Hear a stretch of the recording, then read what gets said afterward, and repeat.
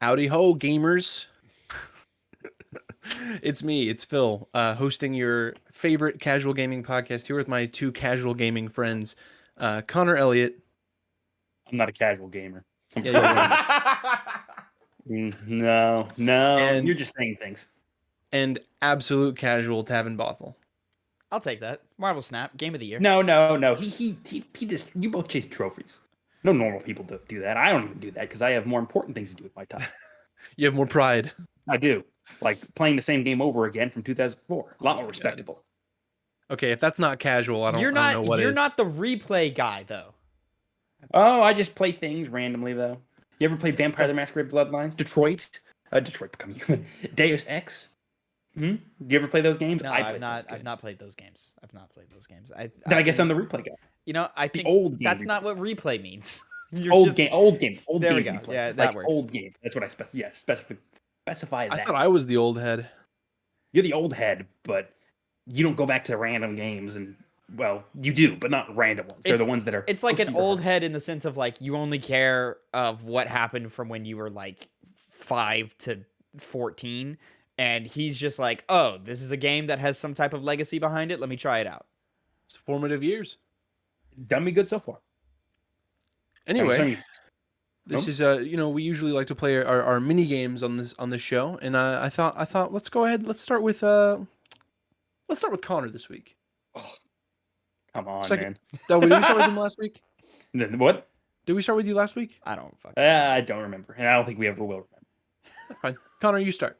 Well, I was thinking to myself in the recent playing of God of War Ragnarok, what are the best performances in all of video games? And I don't really have a definitive answer, but due to the fact that I need to come up with one in the next couple seconds, my choice to not be basic. Also, by the way, is I think Arthur Morgan. I'm struggling to remember from Red Dead Redemption 2 the actor's name. Roger Clark. That's who it was. He did he did a great job playing a guy from the early 1900s in America. You're all right, girl. And a guy with tuberculosis. He did a great job of playing just a degenerate, pathetic person who rose up to become a greater person. Connor, I know you're not really on. I know you're not really on TikTok, Connor, but have you seen those TikToks where like girls will like get really hot and bothered over like just the Arthur Morgan lines of "You're all right, girl." Well, I can't really easy, girl. I've missed those. I believe that they happen though. Like that makes a lot of sense to me. But yeah, I've missed those. Yeah, that showed up on my For You page a couple times. It is pretty impressive though for Roger Clark to make a character be so definitive because you when you hear that voice, you're like, oh, it's Arthur Morgan from Red Dead Redemption 2, despite being only in one game. I don't. You're grimacing, Tavin. Do you not recognize Arthur's voice? I don't know. No, I don't. Like Really? It pops up in my head immediately. I think I don't. I mean, I've never thought like Rockstar has good stories and good characters, but I don't think they're like super memorable. Like mostly because they're so bloated and they go on for fucking 20 hours longer than they should. But it's commendable of the actors because you know when recording for a video game, you don't like sit down like on a movie set, like they lock you down for weeks. Like you are zeroed in, focused on this. If you're doing a play, you're zeroed in, focused on this. Video games or just voice work in general, you might tap in for 3 days and then leave for 3 weeks and then come back and you have to find that voice, you have to find that cadence, you have to find where you were in that arc and where you were planning on taking it and all of that. So that's difficult just because it can be extended upon that. And when you take that, over the course of games that take forever to come out, like a Rockstar game, Roger Clark was working on that role for like over 5 years. So it's impressive that, it came out as good as it is. And I agree, it's a really good performance, but memorable. In terms of a character, like I don't, and I think he won that year, didn't he? Yeah, in the Game Awards, yeah. Yeah, and I wasn't mad at that. It was gonna be him or Judge. For me, and it's a lot of recency bias, the most impactful and the best performance in games to date is Christopher Judge's Kratos, specifically in God of War Ragnarok. I think it's fucking phenomenal from stem to stern, but I also think that's an easy pick. My personal favorite is probably I'd probably have to go Jennifer Hale as Commander Shepard. You do always go back to that character. Yeah, I think I mean, it's one not a bad character to go back to. yeah, one it's hard to just make a character like work with dialogue choices where you let the player have agency. Yeah, where And you're I basically a vessel for the player. Yeah. yeah, I've described it before on the podcast. I don't remember exactly when. I think it was in our top 10 games of all time episode where I think when you give player agency, there's a spectrum where like it's either like the, whatever, you're not really building a character, it's whatever the player wants in the moment. Like you think of your Elder Scrolls and your Fallouts where like you just kind of pick whatever dialogue option you want in the moment. You're not necessarily building a character. Or there's like The Witcher 3 where Geralt is a very much established character and the writers give you dialogue choices of things Geralt would say. And so you have some agency in that, but I think of the majority of players, because Geralt is so defined, I think a majority of players pretty much pick the same choices for the most part throughout that entire adventure. Is there main character dialogue for like not like is there spoken dialogue for Fallout 3 protagonists? I don't think there is.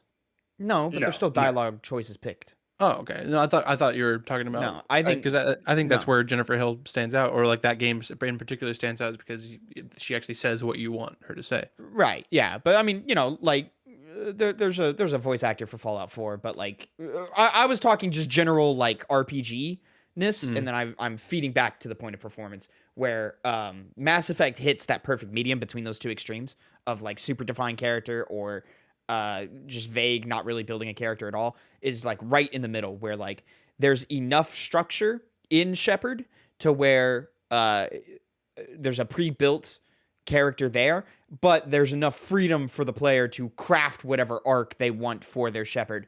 And the fact that that works not across one but 3 different games is phenomenal. I just realized why is my hold on, there we go. Something was wrong on the recording, but I fixed it now and it's okay. I was just a little high for some reason. I don't know why. Anyways, so I was gonna say what's also cool about like you have like you have an established backstory for Shepard. You can kind of decide that for yourself, like what their backstory is.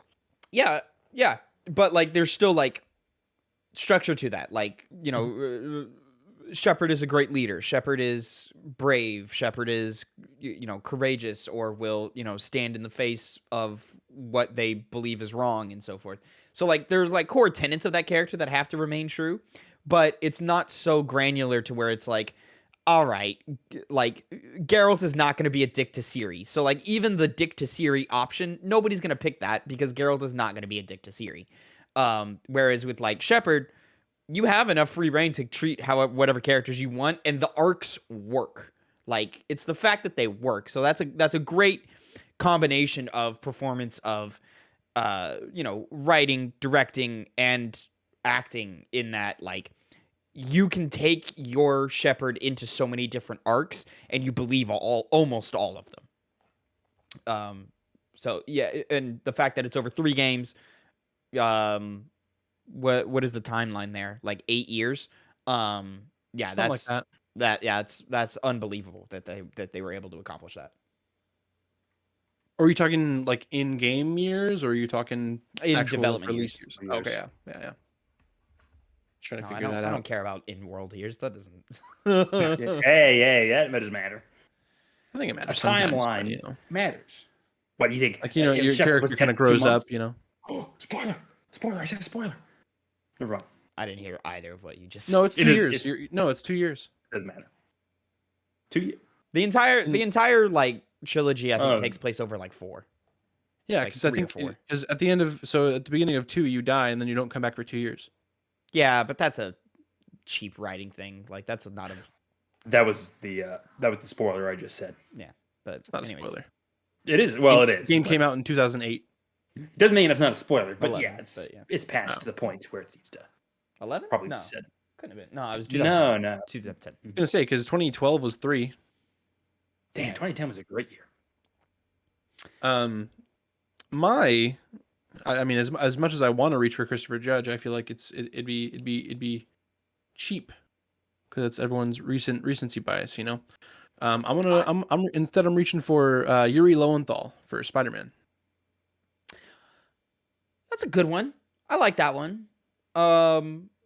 Classic character, been done a dozen times. He still found things to do that are new in it. What I think is great about it, it's like kind of I also think about in Spider-Verse you have Jake Johnson's Peter B. Parker. It's kind of like later in his life, but in Yuri Lowenthal's case, it's not as late because I want to say like what is he like 25, 26 in Yeah, in somewhere the around there. 2018 Spider-Man. Yeah, because he's been doing it for 8 years. Got it when he was 16, Okay, 15. so 24. Yeah.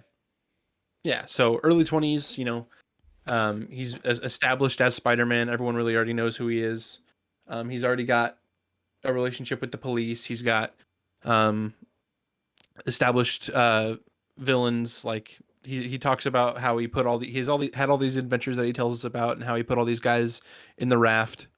Electro, Rhino, Scorpion, fucking, and then we run into Doctor Octopus in 2018. Secret antagonist was actually behind it the entire game. He was not controlling, but like he was the big boss for Martin Lee / Mr. Negative. What does that have to do with performance, though? Well, I was just talking about. I was just explaining the game there. Anyway, Yuri Lowenthal, I thought he just brought a lot to the character. It was just a different spin on Spider-Man. I would also. It's not necessarily. It is still performance, but like it's different takes that he did, like depending on if you're moving when he says lines or not. I think it was a cool little thing that they added to the game, where like if you're stagnant and he's talking to somebody on his like little mask radio thing, he's like just relaxed and doing it normally. But if you're swinging, he had some stress in there. He had some like exhaustion a little bit. Like I mean, that almost that doubles the work. Like you still have to make all these things work. Like you've added a third, fourth, however many layers of complexity to just delivery. because you add in the what the player is doing at that time on top of who is he talking to, how does he feel about that person, how do they feel about that conversation, et cetera, et cetera, et cetera. Like just that extra. Okay, well now I have to put efforts in there, so now here we go. Right. And then that's even there. I'm trying to who played Miles in that game too. I don't know, but I've not been impressed with Miles yet. You don't think so? No, I think he's solid. He's fine, like serviceable. I just think the what's his name? Well, I just think the Into the Spider-Verse Miles just blows him out of the water. Definitely. Way. But I don't even think the kid who played, or the guy who plays Miles is in the movie. Yeah, the guy who plays Miles in the game, I don't even think is anywhere close to what Yuri is doing. I think he's a weak link comparatively. Wow. That's a hot take. That Spider-Man game is just kind of weak in general. What now? Miles Morales? Game is very weak. Yeah, the one I never played. Oh, it's good. It's just not. I mean, it's a good game. It's just really short. Yeah, I mean, but it's also like just not on the level of 2018. Like design wise, like even down to like combat encounters, like it's just Venom's good. Not as good. Not like character Venom, but like the. Oh yeah, those power moves are great. But like I think of like the enemy types you fight in that game are annoying. The boss fight is the couple of boss fights I don't think are nearly as good as the ones in 2018. I don't even think the boss fights in 2018 are that great. But yeah, I just think just overall, Miles is such a like just expansion off of 2018 to where like it feels they're more like DLC. Yeah, they're like, how can we do something new but not add anything actually new? So they just make things more complex, and like I think it's better than the DLC for 2018 in almost every way. But I just don't. I think what I think is probably the best thing about the DLC of 2018 is the alternate costumes. That you think that's the best thing about 2018? Yeah. No, about the DLC for 2018. Oh, adding that. Oh, okay, yeah. No, I agree with that. Yeah. Wait, the DLCs themselves weren't as good as the colors? Yeah, the story. I mean, no, the actual game that you play that's the DLC is not as good as the alternate skin I see. for the DLC. The actual game for 2018 is fantastic. I got lost there. What? Are we still talking about the skins? No. I was saying that the skins that you get from the DLC is not it is better than the actual DLC itself. Oh, I see what you're saying. Okay. Yeah, that's what I'm saying. I never played any of the DLCs, so you're not missing much. Yeah. No. I thought Tavin, you said that the DLCs were really good. They're good. They're just not. It's just more of the game. Okay. They just don't. Yeah. I mean, it falls deeper. It falls victim to this thing that I'm talking about, where like they need to do something new, but they can't actually do something new. So like a lot of the combat encounters were like really, really tough and kind of broke the core game's mechanics, and it also expected you to like be a master at all of its systems. Even though like they had come out months after the game, so I had forgotten some of the intricacies of those mechanics. Yeah. But even like when I played the remaster, I back-to-backed the game and then the DLCs, and I still found the DLCs challenging in a lot of annoying ways. Like they just add a bunch of enemy types that are frustrating.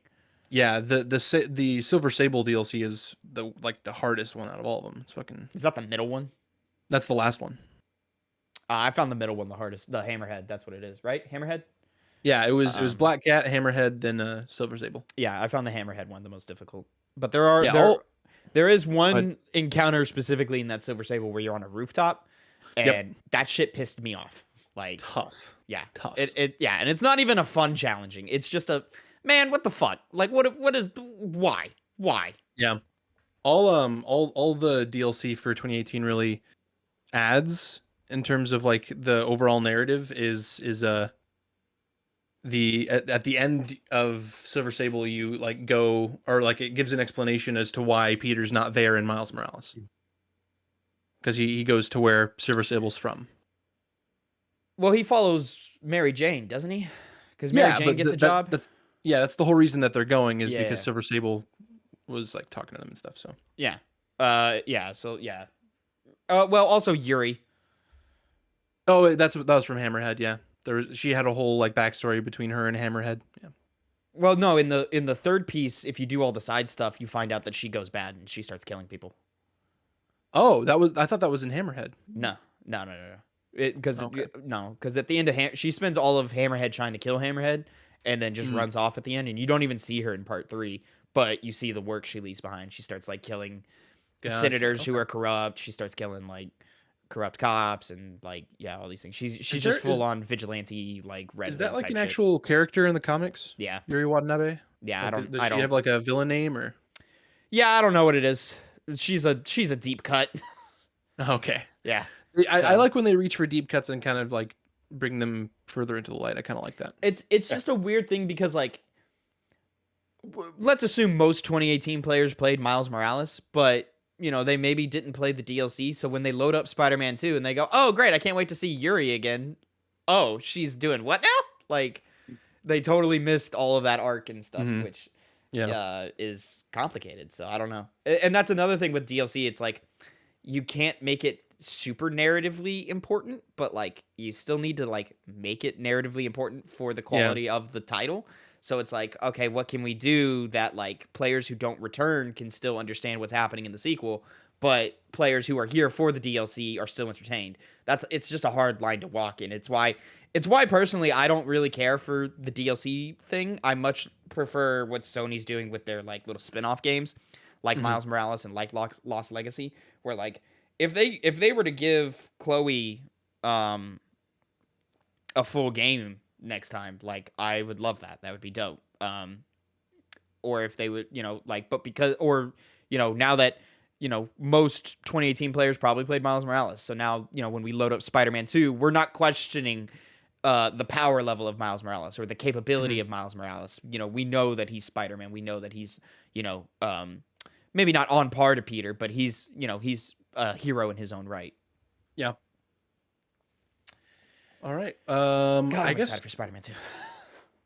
I think I'll transition over to my minigame if y'all didn't have anything else to say.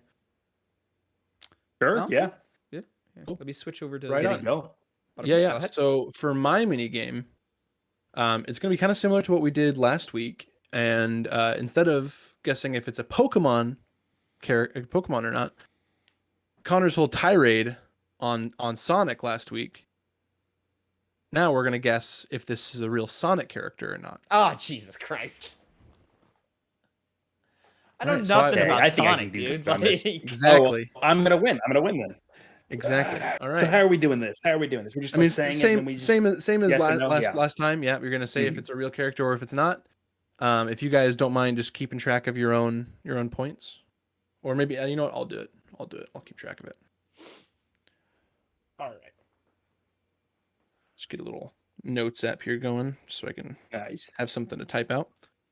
All right. I actually know more about Sonic, the kind of characters in Sonic, but I don't know if I'll know their names. So we'll see how well I do. Connor and I think I know a couple of names, Mm. but I don't know. You know anything enough. specific. And if you go anything past core cast, I'm going gonna deep. Struggle. Yeah, going deep. going is gonna fuck me. I have no idea. Okay. No, I'm probably not. All right. Character number 1. We're doing 10, just like I did last week. So, Oh boy. character number 1, Mighty the Armadillo. No. That's so stupid. No. You guys are both incorrect. Mighty the Armadillo is real. That's what he looks like? Yo, he looks sick as hell. That's Mighty the Armadillo. No. We're already seeing why Sonic is stupid. Again. All right, let's go to the next one. That's a dope ass design. I like that design. It's All a right. dope ass design. Why you look like you're a loser. Number two. We're going to so this character is called Omelette. They are Eggman's niece/daughter. Are they real? So yes. Did you just added that? Oh, No. okay. I get. Oh. See, Omelette so is a no, real so, character. okay. Is it a Sonic character? I don't know. I'm gonna say yes because you were too specific with that extra. Yeah, I don't know why you gave the little, but Okay. They can have their own backstories. And still be wrong. Yeah, if it can be a fan character. Oh God, okay. you're right. We're dealing with Sonic fans. We're dealing with we're dealing with non-canon. And let me, so you guys are both saying that yes, it is a character? I haven't said anything. Well, yes, you did. Roll back the tape. What? No. So okay. Do we okay? New baseline. Okay. Does this include fan characters, or fan characters can be they aren't considered? It's got to be Sonic canon, character. I would assume. It's got Yeah. they have to be canon Sonic characters to be. They can be. There's a fake out non-canon ones. Okay. No, I'm not including. So if no, Connor, Non-canon doesn't count, Connor. non-canon does not count. No, I know it doesn't count, but you were so specific with the omelette thing that it seems like you're pulling either from the game or from fan stuff. Which if it's fan, it obviously doesn't count. Exactly. Okay. Yeah, that was his point. Yeah. All right. Well, let's. No. I'm gonna say no. That's Connor, you already said yes. All right. If it's locked in, I'll say yes.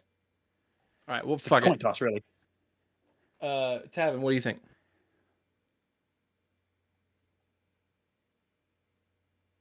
Yeah, sure. Sure. All right. If you guys are both saying yes, you're both incorrect. Oh wow. Yeah, well. No way. Because Omelette is not Omelette. While being a well-established fan character, she's not canon. Well, Hey. is there a photo of that one? Let me just say, No. Connor went on a whole diatribe last week about Sonic, and I didn't think I thought he was way too hard. I didn't think he made a lot of points that were way out of pocket and so forth. Let me just say, you fucking Sonic fans are some fucking losers. You're goddamn losers. Whoa. Jesus. Step outside, touch some fucking grass, Touch talk to a grass. woman. Like, Jesus Christ, y'all are some fucking losers. Well, Oh, some of man. them are women, Tavin.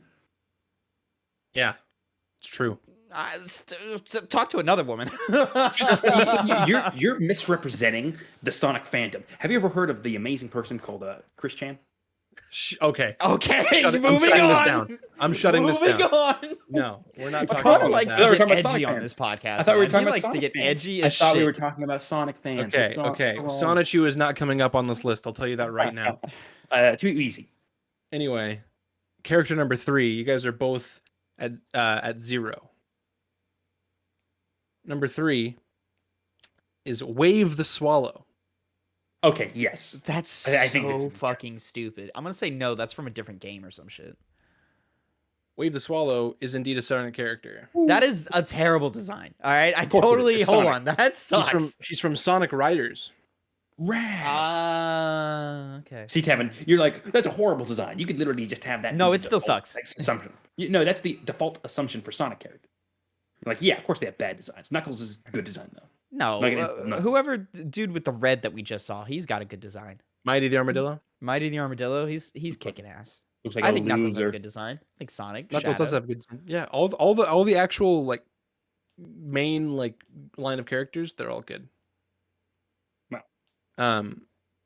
Number 4, Hilda the Hyena. No. No, yeah, that sounds ridiculous. I'm gonna say yes. Connor gets another point. Hilda the Hyena I is was just not trying to. I was just trying to get a one. a real character. Mhm. We're just going back and forth every time. What's happening here? You tell me. I don't know. You tell me. Next character. Connor now sitting at 2 points to Tavin's zip. Marine the Raccoon. No, No, yeah, I'm not. not a chance. All right, so no one gets a point that round. Marine the Raccoon is a real Sonic character. Of course. Damn it! Let's see this ugly piece of shit. I already know. Okay, That's not bad. too That's not bad. That's not bad. yeah, no, That's not no, bad. I no. take that back. I take that back. I take that back. bad. Marine the You know what Raccoon. they say about assuming? I like that one. That one could show up in whatever else. You know, I'd be cool with that. Sonic Mania 2. All right, so next character, I believe we're on 1, 2, 3, 4, 5. We're on number 6, technically, I think. We're going Jade the Tiger. Yes, that's a real character. I'll throw you a bone, Tavin. I'll say no. I'll do the counterculture move. All right, well, Connor gets another point. God Jade damn the Tiger it. is not a real character. I was pretty confident that was. That just sounds so much like one. Like It does. I would have. There's got to be a Jade the Tiger from something. Not from something. I don't Sonic. know. Sonic sucks. You see, Tavin, you're on my side now. You understand it now. Happy about that. But Sonic sucks for all the reasons outside of Sonic himself. Well, that's debatable. I like Sonic. Mm-hmm. Sonic speed. All right, so now, 1, 7, 8, 9, yeah, so we're on number 7. We're going Manic the Hedgehog. No, that's not. No. No, I'm gonna go no. Guys, you're both wrong. Oh, Manic the I'm Hedgehog fairly is Sonic's certain- brother. I'm fairly certain so far we've just gone back and forth between yeses and nos. Well, then you should know how to win. Sorry you feel that way. Manic the Hedgehog is Sonic's brother from. I'm kind of breaking my own rule here because they've said since from Sonic Underground. It's a TV show that featured Sonic the Hedgehog and his 2 siblings, Manic the Hedgehog and Sonia the Hedgehog, and they all played music. And Sonic was still voiced by Jaleel White, as well as voicing Sonia the Hedgehog, a girl hedgehog, and Manic the Hedgehog. Getting more deep into the culture now. Interesting. That's right. I used to watch that show in the mornings before school. That was probably a good morning show. It had a kick-ass fucking intro too. Kids did have anyway, good intros sometimes. all right. So now we're gonna go to number 8, and that character is gonna be Scourge the Hedgehog. Yes. How many fucking hedgehogs can there be? You know. Several. I'm gonna go no. Connor gets yet another point. It is a Alright, real there we character. go. Scourge. There we go with the back to back. There it is. Scourge is a real character, and there he is. Okay, that's sick. All right, I'll give that. See, I think this is trash. Like No. It's a pretty shitty design. No, that's what Sonic should look like. He's got the It's pretty this shitty. Fucking this edge. Ooh, let me get this edge popping off. Yeah, And it's you can't be also- edgy and green. Like no. Yeah. So here's the thing. The Joker? It's basically just Sonic, but he's green, and he's got red sunglasses with a leather jacket with flames on it, sharp teeth, different not green eyes, he has blue eyes, and a belt. He's like a Kingdom Hearts character. If a Different color hedgehog shoes, is green, too, he but- looks stupid. Or guilty I'm gear just- character, That's what I've learned from this experiment. All right. Yeah, that was Scourge. Character number 9 We're going Izzy the Fox. No.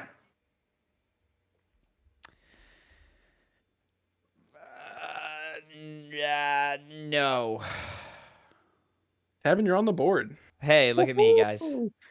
So is Connor, though. So Izzy So the is Fox Connor, is not a real character. Now, finally, last but not least, we have character number 10.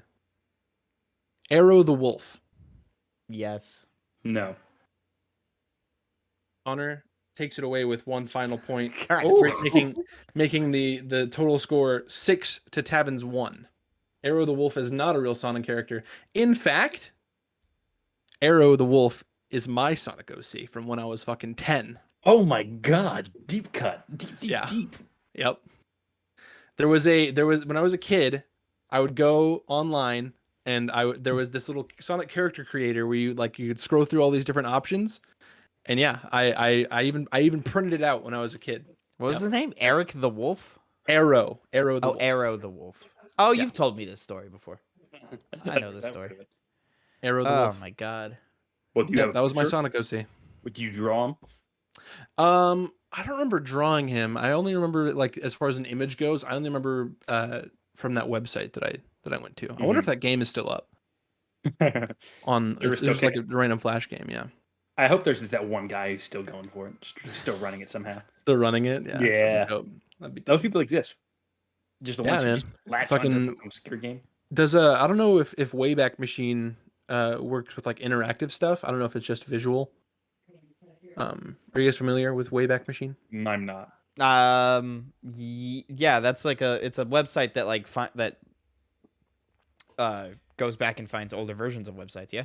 Yeah, I don't know. I don't see. That's the thing, though, is I don't know if it's like an interactive thing where like you'd be able to actually interact with the website at that point. But I think it's just images. Anyway, yeah, that was my mini game. That was a fun time for me. I'm glad you had fun. That was. Well, I had fun. I enjoyed myself. Yeah, whenever you win, Connor fucking stomped on your throat, dude. I guess, man, but like, who fucking cares? You know what I'm saying? Who gives a shit about Sonic characters that aren't Sonic? I do now. Oh my god, you fucking Sonic fans need to get off the internet and fucking learn how to fucking be a human being.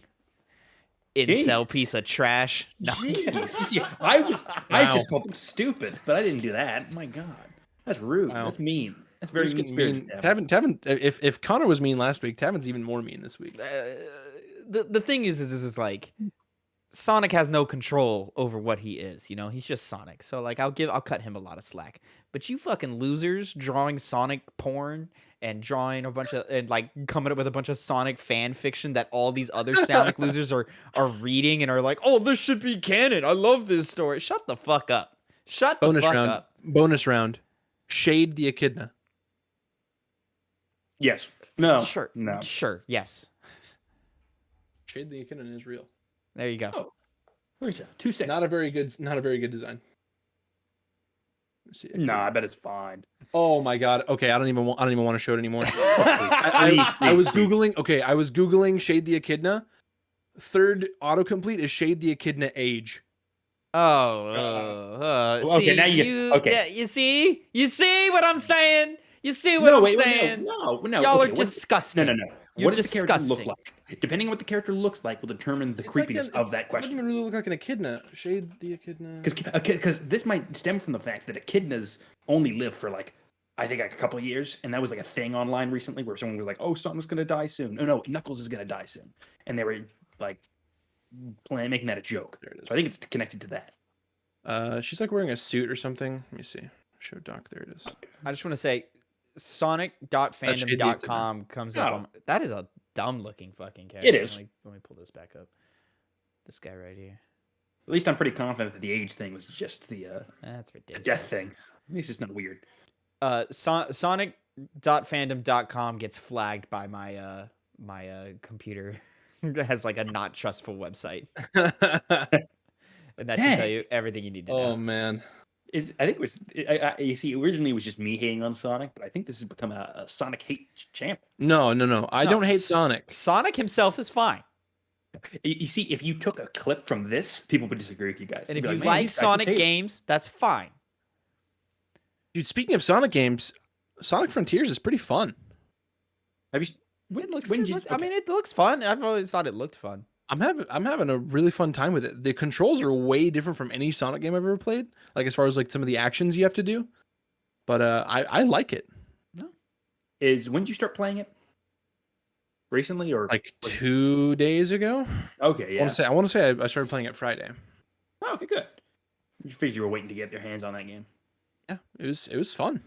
I mean, I'm still playing. It makes it sound like I'm already done with it.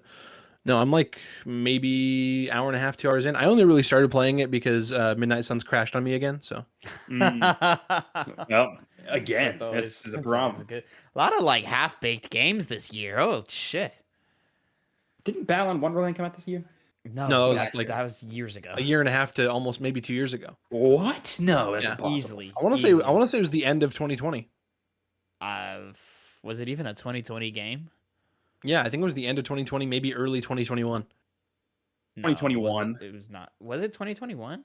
It was probably early 2021, right? No. Yeah, March 26th. Yeah, March.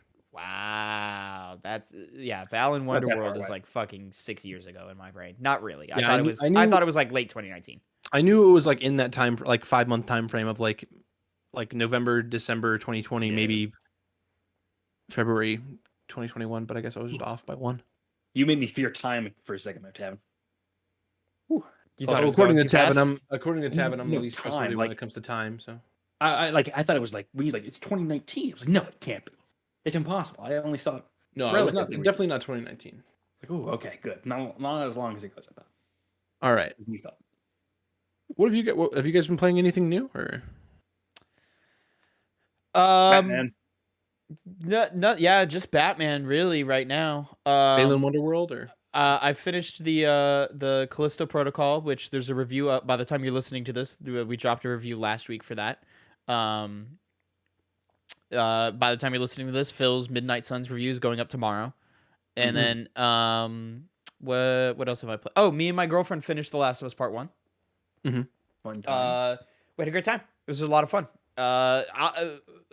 She enjoyed the whole ride. She's one that doesn't like action, so like when gameplay was happening, she was pretty bored. Which means part 2 is going to be a struggle to get through some of those sections because there's a lot of combat in part 2. I was gonna say there's like way more combat in that one. In there, way more combat. Are you gonna put it on easy for that reason? No, I'll just probably have it on normal. I played part 1 on hard. Apparently, I didn't even know, and yeah, so I'll just put it on normal and just work my way through it. It's me, Tavin. I play a game on hard and I don't even notice. You know. Granted, with that game, the difficulty spike isn't very high from normal to hard. Yeah, I believe it. Yeah, with part 1, normal to hard's not that big. From normal to survivor, get ready. Connor, did you have that tree up last week? No, in the background. First You did? time, the beautiful Christmas tree. Got a smaller one than usual, but Gotcha. Yeah, me and Ash just put ours up. I guess at the time of listening to this, it would have been last week, but yeah, we just did that today. I'll also say, Connor, before we get too far away from it, Connor, as someone who is intimate with part 1, like I am, there are subtle changes that I was actually really, really impressed by. Like, oh yeah, very subtle. Like I'm talking like a couple of combat encounters get changed. Like and when you go to like the guard check-in, like that first hour, they have like actual faces and and then a lot of like rooms will be different. Like there's very specifically a room where you get like a bunch of ammo in Billstown that like was a bedroom and there was a clicker on the other side of the bedroom. And now it's like an art room where like someone is like design like or like an architect's design room or something like that, and like it's much more open and easier to get through and stuff. Yeah, it's just stuff like that sprinkled out through the entire experience. Okay, nice. You know, I'm thinking of updates and whatnot. I'm actually all of a sudden got hit with a wave of excitement for the Witcher 3 update coming out in the next couple of days here. Oh yeah, 14th. Yeah, I'm gonna install that game so I can be prepared when it does come out.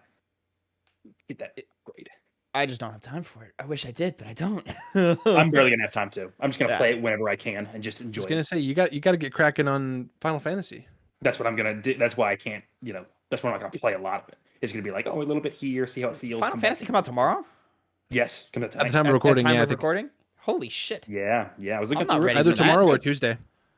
Yeah, tomorrow. Is it tomorrow, the 12th? Yeah, okay. the 12th. It's getting good reviews. Everyone seems to think it's a really, really good remake of an older game. Really, So I'm really excited I about it. got a lot of 7s. I saw a lot of 8s and 9s and 7s. Oh, okay. All right. Like it's kind of along that Alright. range. Okay, cool. I mean, that's all it really has to be, right? Oh yeah, no. Like, it doesn't- not everyone who played even 7 remake is gonna play this. Mhm. You know, they might, but you know, like I think Midnight Suns for me is at about a 7. dude, this whole year has been 7s. Like, it's just I've just been there's the 2 exceptions of like God of War and Elden Ring. I didn't really like Elden Ring personally, so it's really just God of War. Everything else is Power like Wash Simulator. Power Wash Simulator 8 out of 10. 8 out of 10. I thought it was 8 10 out of 10. That's No. one better than 7. That is one better than 7. Yeah, I think I don't know because I keep track of all the games I play and I just put a number next to it just to like have it in my mind of how I felt about it. And like everything is a 7 except for Power Washer, except for Sifu. And Cult of the Lamb. Do you put the number on it at the time of you playing it? Yeah. Okay. It's just to remind myself of how I felt back then. Yeah. So like, because like sometimes I play a game and I'm really high, and then by the end of the year I get lower on it and stuff. So it's just a check of like, oh yeah, this is how I felt back then.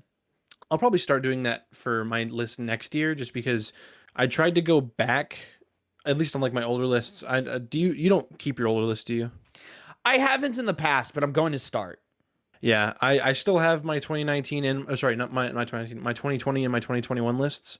And I tried to go back and like add numbers to them. At that point, I was like, I feel like this isn't authentic. Like, because I feel like I'd have to put the number on it like as I'm playing. Like I'd probably write as I put the controller down. From the thing is, I keep it in my notes app, and I don't want a bunch of entries of every year, so I'll probably just like shift the whole list down, make room for a new list, and then just change the title, and then I can just scroll back when I want to. Gotcha. Yeah, I just have a bunch of separate ones that are. I have 2020, 2021, and now 2022. I do need to. I played a lot of games this year. Holy shit! I was looking at it last night. I have like, I want to say I have, if not over, at least 20 of games that came out this year. Yeah. Fucking, what did you play this year? A lot, man. Damn. You seem to. I think I'm sitting somewhere around. Well, I mean, I guess. I might be. I guess that makes sense. I'm sitting somewhere around the 15 mark. Let me see. 10 years. 1, 2, 3, 4, 5, 6, 7, 8, 9, 10, 11, 12, 13, 14, 15, 16, 17, 18, 19, 20, 21, 22. Damn. 22 of new games that came out this year? That came out this year. Huh. I can. That's not even counting all the bullshit you played and all the Shut like the fuck up. And the well, also just all the replays of fucking like shovelware and shit. Yeah, well, the shovelware, and then also like the Hades and the fucking Borderlands and the fucking Ratchets and whatever else you played. So I have it in order of when I played them. So I got Pokemon Legends Arceus, Yu-Gi-Oh! Master Duel, Elden Ring, Horizon Forbidden West, Kirby and the Forgotten Land, Tiny Tina's Wonderlands, Lego Skywalker, Sifu, Stray. Okay, you touched Lego Skywalker. Like, I played the first 2 episodes. Oh, did you play the whole first 2 episodes? Oh, okay. Yes. I didn't know that. Oh, I thought you only like played like 2 hours. No, I played the first 2 episodes. Oh, okay, valid. Sifu, Stray, Switch Sports, Fire Emblem 3 Hopes, Cult of the Lamb, Multiverses, Temtem, Neon White, Gundam Evolution, Omega Strikers. Temtem, yeah. What is that? It's the Pokemon killer. I guess not. Interesting. Yeah. This man plays some bullshit Pokemon ripoff, but won't touch Persona, which is one of the greatest games of all time. Did Persona come out this year? No. That's what I thought. Okay. Shut up. Temtem. I was going to throw rainbow in your face again. Neon White, Gundam Evolution, Omega Strikers, Overwatch 2, God of War Ragnarok, Pokemon Scarlet, Midnight Suns, and Sonic Frontiers. Okay, valid. 22 games. games. A lot of games. Yeah. And I have honorable mentions of games that I played with Ash, like fucking It Takes Two, fucking Mario Party, Mario Kart. That's not even including all the shovelware and all the platinums I did this year that Tavin already brought up. What's that supposed to mean, Tavin? All What's the wrong platinums with he did this year. Well, I mean, I looked at his list and he's got a ton of them. Why does he not have them? Yeah, I've got like 35. Yeah, I don't get what's your problem, down. 35? 34? I thought you broke four. I thought you broke 40. No, not yet. Oh. All hard fought too. Very hard. All hard fought. All fucking my light fucking went crazy there. All hard fought. It's true. Anyways. Next. Tavin, want to hit us with your mini game? Yeah, sure. So, gentlemen, I thought I'd bring something a little fresher to the table. I mean, I guess not really. This is similar to games that we played where, like the What Sold Mores or the King of the Hill type joints. I thought we could discuss what had a better first entry. I'm going to bring you 3 rounds, Okay. 2 It's a competitors this or that? per round. Yeah, it's a this or that. Okay. Yeah. Okay. No buzzins or anything. Just give me whatever you feel. And we more conversational, more just not game showy, but just let's see how we feel about things. So I don't think you'll be able to hear it, but I turned my fan on. I'm sorry. No, you're good. You're good right now. So I got a couple of lists. I remember my first 2 rounds. Let's hope I can remember my third by the time we get to it. So I just thought to start us off, what had a better first entry, Ghost of Tsushima or Horizon Zero Dawn? Connor, Ghost of Tsushima is the only one. Huh? Ghost of Tsushima is the only one that came out. Yeah, but it's a first entry. Fair enough. Yeah. and let's be honest, we know there's going to be more. I hope so. No, there's it's not even debatable. There's going to be more. Connor, you played both. Zero Dawn, you've probably played the most recently here, I think. Yes, Phil, did you touch Zero Dawn? I don't even remember. I didn't get past the little Aloy segment because I remember at some point last year I was streaming it on it was last year. Streaming it on PS Now, and I didn't get past Little Aloy. Yeah, that is not a game you want to play on PS Now. Bet not. Connor, how are you feeling on PS about Now this? anymore? Oh, I think it's a definitive answer to Ghost of Tsushima. I think in gameplay, in terms of characters, in terms of aesthetic, in terms of art style, in terms of just how fun it was, I think it wins out. Horizon Zero Dawn, like as I played more of the game, it's a great game. It is a great game. Unfortunately, it always has the habit of getting shafted by whatever other game comes around when that game comes out. But that aside, like I said, it's a great game. The combat's very unique and interesting. Fighting against metal dinosaurs is just cool.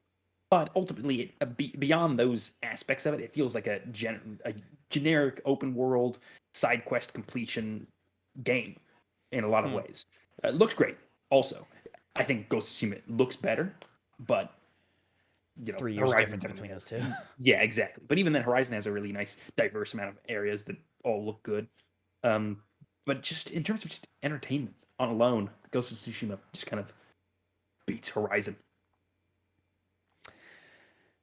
Yeah, I think I have to agree with Connor there. There's not like this isn't one of those games where there's like an objective right answer, right? No. Like there's No. you haven't like oh well, in its first opening week or fucking that shit. No. Anyway, yeah, I think I have to agree with Connor. I'm gonna say Ghost of Tsushima here.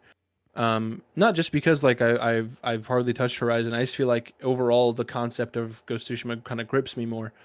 And just like the overall I guess I'm just kind of a little bit of a slut for like old style samurai, old Japan, those kind of stories. It is a interesting time period. Mm-hmm. That's one of the reasons I'm really excited for there was that Assassin's Creed property that was announced in the Ubisoft thing, the Assassin's Creed. I don't know. I don't remember what they called it, like the that was the Jade Ubisoft thing Forward or something. whatever. Yeah, well, it wasn't a forward. It was a like Assassin's Creed showcase or some shit. Yeah. Assassin's Creed Red. Yeah, Ghost of Tsushima was fucking. No, it was. It was like Jade or something, wasn't it? It was Jade. Yeah, it was something like that. Nah, I forget. To play devil's advocate here, I think objectively, probably Ghost is probably better. But I think perspective has been lost fairly quickly with 2017. I found from 2017's Horizon Zero Dawn, I found Horizon incredibly ambitious when it came out. First off, it was beautiful. It was probably one of the most beautiful games on PlayStation 4 at the time. And you can still look back at it and be like, ah, that's a pretty ass game. Forbidden West is a great example now of like, god damn, these games are pretty as fuck. But I found Horizon way more ambitious in terms of telling it like a narrative story, narrative structure, and so forth. I thought it was way more clever and way more interesting. You had to get pretty deep into the game for it to start showing off those functions. And yeah, I think from what I know about it, it's definitely more out there. Yeah, and then even like I think Forbidden West is probably also that way. It's just that I put the controller down literally right as that started to happen, because I think also, you know, changing the perspective on it is how little Forbidden West pushed it forward. Earlier we were talking about how, you know, the DLC games or the little extra, the $50 games or whatever, the Miles Morales is the Lost Legacies. Forbidden West feels like that, but on just a bigger scale, where it just feels like more Horizon with like extra design shit, but it didn't feel like y'all actually tried anything super new, which is disappointing. And I think it just lowered everybody's idea of Horizon as an IP, where like that first game was impressive. And I saw, you know, later in 2017, I saw a second wave where people went back to Horizon after they were done with all of the other games that they were excited for that year. And a lot of people went back and went, oh shit, wait, hey guys, we missed this. This was dope. This is really dope. And I still think that first game has a lot of really dope shit in it. Connor, you know, mentioned all the different environments and so forth that were beautiful. You know, there's deserts, there's snow, there's forests and stuff that are all dope. And I just remember how exciting it was every time that you found a new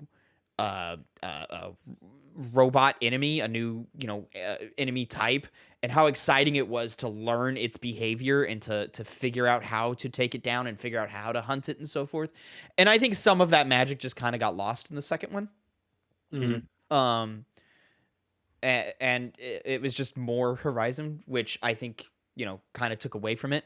If Ghost of Tsushima comes out and it's just more Ghost of Tsushima, then I think it'll have the exact same effect. But there's a part of me that thinks that Ghost of Tsushima 2 will have a much different package than the first one. I think we're gonna get the equivalence of Legends multiplayer launch day as opposed to months later or so forth. I think Legends also helped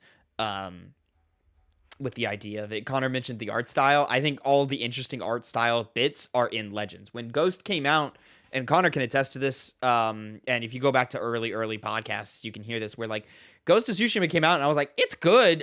I don't think it's fantastic. Like I've got very specific design issues. I remember the control schemes not being great. I remember climbing not being great. Traversal as a whole was solid, but just when you had to climb or interact with topography, I remember that being very annoying to me. And honestly, Horizon is the same way, but the bar was lower in 2017 because like we didn't have things like Breath of the Wild. We didn't have things like Assassin's Creed Odyssey. So by the time that Ghost came around, I was like, hey, yo, I don't think this is acceptable. I think you said something about it. You said something about it when we sat down to watch the Game Awards. I think about 65, maybe 70% of games climbing is like just boring. Oh yeah, I think it's almost higher. I think it's almost always higher. Boring. I don't think climbing is fun. There are very few games where I think it's interesting. I think Uncharted does it fairly well, like as interesting as it can be. But that's still not saying much. It's still not saying much. Like it's the most boring part of those games.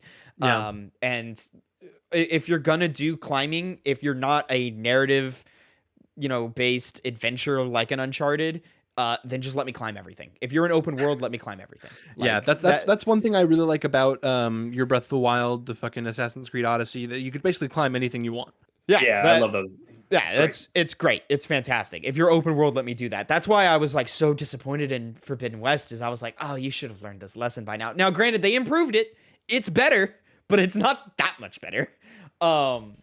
And yeah, yeah, when it came to that, I was like, oh, dude, you shouldn't have done this. Like, you should have. I think I said it in our review is Forbidden West took more influences from The Witcher 3, and it should have taken them from Breath of the Wild. So I'm just sitting here, yeah. So, but yeah, I remember having very specific design issues with Ghost of Tsushima, and I don't think its story got interesting into the later half.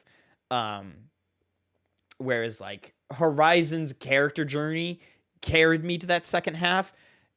Jin's character journey did not until that second half. And I also just like the idea of the running around and sliding and using your arrows and aiming and being very pinpoint and accurate and using all of those different systems. I think that worked a little better than Ghost systems for me personally. Okay. Granted, things like the showdowns and stuff were always exciting. Very, very cool. Don't get me wrong. Still love Ghost of Tsushima. Still very excited for part 2. Before we move on to the next round, I want to say if we do get a Horizon 3, I'm super excited to see what game comes out right after it to overshadow it. Can't wait to have another game of the generation. Man, that's so great. I should say one thing that I missed out when I was comparing the two games. One other thing that Horizon did do better than Ghost of Tsushima was the narrative, as you touched on, Tavin. It was extremely interesting to unravel that and arrived at a location I didn't expect. So it did a good job. Yeah. Next, we went kind of long on that one, so who knows if we'll even make it to a third one. Next, one that I don't think Connor is going to be able to partake in too much. Jak and Daxter versus Ratchet and Clank. Shit, man. All right, go get some water, Connor. Yeah. We'll be back. Oh man. Okay. I mean, I have to say Ratchet and Clank here. This one's a bit of a gimme. Like, it's just that those two were the big ones back in the day. That's the only reason I'm putting them against each other. They're like, they're like just different enough. Yeah. In my eyes. I'm talking more like and that first Jak is so much different than the rest of them. Mm-hmm. Yeah, exactly. Like, and that's what's so crazy is Ratchet and Clank has such a more clear like through line, and it's way more connected for each game as far as like the mechanics whereas with, like you said, Jak and the line between Jak and Jak 2 is not even a line. It's a fucking it's a fucking highway.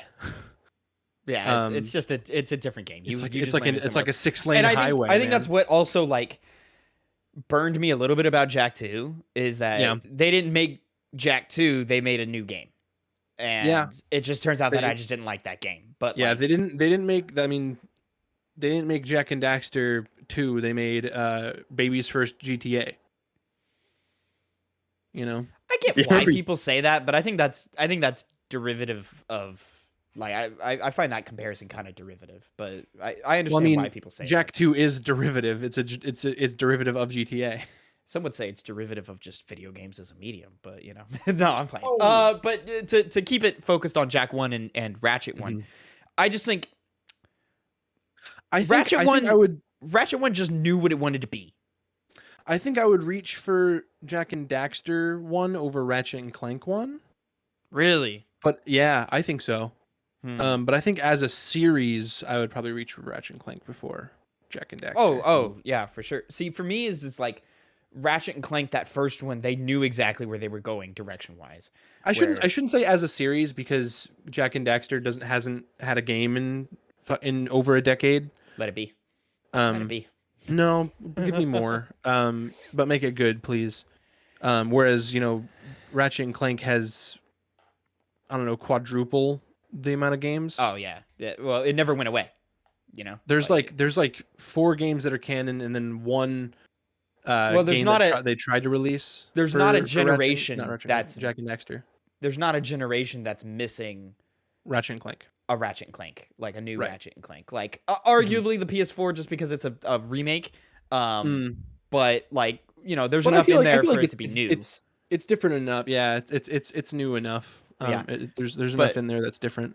Yeah, but arguably worse. Yeah, to just keep it so focused on the first games there, it's just that I mean, again, I'll say it. Like, I just think Ratchet and Clank knew what it wanted to be out the gate, and that shows in the second game, where like the second game is just more of the first but better.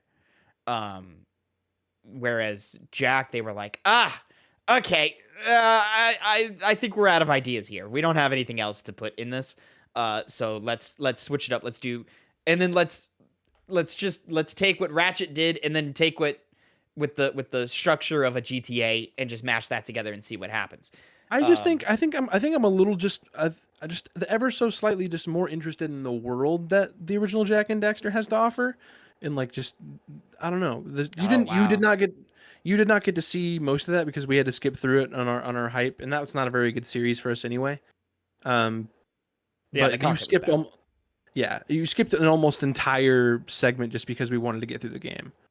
Because it has extra stuff that you can do. That has like 30 something like 30 or 40 extra power cells you don't even need to collect. Yeah, but also like, to finish the game. The signposting in that game is so bad to where like even you as like the veteran player got lost. Like, and we had to like look up where to go and find. But that's the thing places. is if you look at like the intended audience, when I was a kid, I had no issues at all finding where I was. But when you were a kid, you had more time on your hands, like, that's and fair. you were willing to brute force your way through some bullshit. Like, that's fair. Me as a 24-year-old, I'm not gonna do that. Like, I'm not just gonna run in a circle, and like that's not fun to me anymore. I need to make progress now.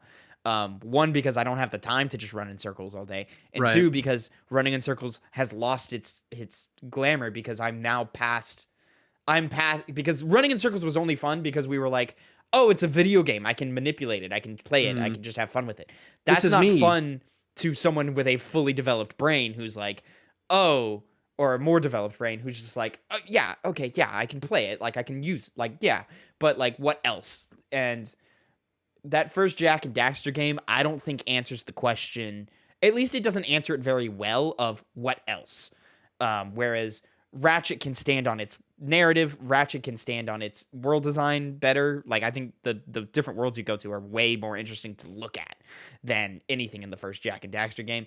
And Jack and Daxter just bleeds video game, like in the worst ways, like infancy video game. Whereas like Ratchet was like, let's develop a universe that like you believe all of these elements live in the same thing. When you go from hub world to hub world in Jack and Daxter, you may as well have just like jumped into a Doctor Who, what is the box thing called?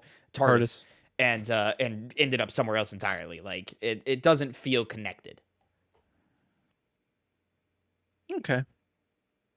Yeah, I think that's. I can see where you're coming from there. Yeah. Mm-hmm. That doesn't make As sense. someone who thought Jack and Daxter was a fine game, it's fine. Yeah. Well, since it matters. Connor, any thoughts? Yes, I believe that Ratchet and Clank is the better first entry. Because I played that for like 10, 15 minutes. So, yeah, there you go. Oh, man. Have you played did you touch the original Ratchet and Clank? It was the new one. Oh, that don't. Oh, so it was not the original. It's not the first entry. It's as close as possible. It's as close as It possible. is as close as possible, but it doesn't count. And then my third one, gentlemen, would you believe me if I said, because I didn't write it down, I don't remember. So, let me pull something out of my ass here. Let's go. Easy. Mass Effect and Fallout 1. Everyone played Fallout 1. I was tempted to go. So is that my turn to go, or I played Fallout 3 and I played Fallout 4. Fuck, what was it? It was. Let me do. What's this guy doing, man? Come on. I know. I'm just burning time. You know what? We're just gonna leave it there because we got. I'm fine. I'm fine leaving it there. I think that's solid. So. We'll do it next. We'll do this again. This was a fun one. That was fun. We'll play around. We'll play around with different ideas like that in the future for sure. Boys, I'd say that's a podcast right there. That's a piggy bank. Piggy bank. Drop that little penny in the piggy bank right there. Yeah, thanks so much for watching and listening to all of your favorite podcast services. We're on Apple Podcasts, Google Podcasts, SoundCloud. Come check out our live streams, 2 Penny Games, twitch.tv/2pennygames. Spotify's the big one. Oh, Spotify, another one. Sorry for podcasts. yeah, check out us. I'll be live on Tuesday playing some more Arkham Asylum, 2 p.m. Central. Will you by the time this comes out? Will Too I? far, too hard to think. Oh shit! True. I forgot that we're doing that. This is coming out a week after recording it. Yeah. Anyway, but yeah. So maybe I won't be. Maybe I'll be playing something else entirely. Twitch. Could be playing Sonic. That's right. Tune in and find out. Anyway, thanks so much for watching. I think we're the podcast for the Game Awards have already been out. So if you've watched it, go watch it again. Yeah. So last week's Gamescast is all about the Game Awards and Microsoft's acquisition of Activision Blizzard getting blocked. There's also my review for Callisto Protocol is up. Phil's review of Midnight Suns is will be up tomorrow. And then next week will be Connor's review of Final Fantasy Crisis Core. And then yeah, so all of that to look forward to. All of that's coming up on the channel. We've got hype beats coming out every Tuesday. Yep. And yeah, I think that's all the major stuff. Yeah, cool. Connor, say goodbye. Bye. Tavin, Bye. see ya.